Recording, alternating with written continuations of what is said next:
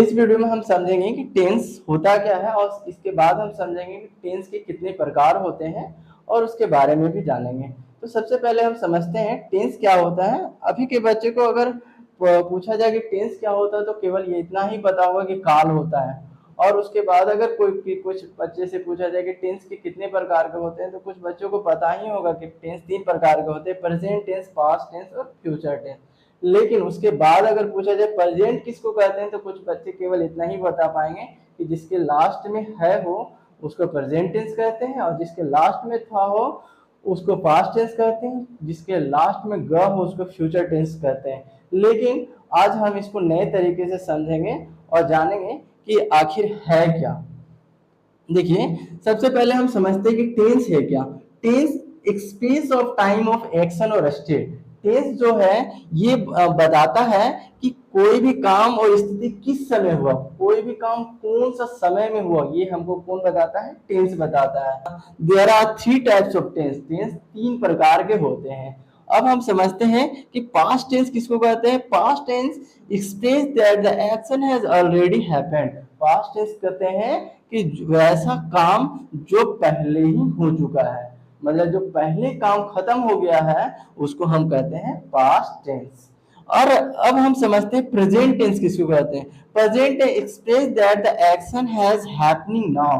Present tense कहते हैं वैसा काम जो अभी हो रहा है, यानी काम अभी चल रहा है, यानी उसको कहते हैं प्रेजेंट टेंस। प्रेजेंट टेंस हमको ये बताता है।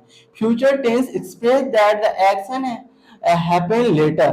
फ्यूचर टेंस हमको बताता है कि काम अभी होगा, यानी होगा बाद में, मतलब अभी काम हुआ नहीं है। मतलब फ्यूचर टेंस हमको ये बताएगा कि काम अब बाद में होगा, अभी काम हुआ नहीं। वो कल सारे बच्चों को इस तरह हमको जवाब देना होगा टेंस के बारे में एकदम स्पष्ट रूप से अच्छे तरीके।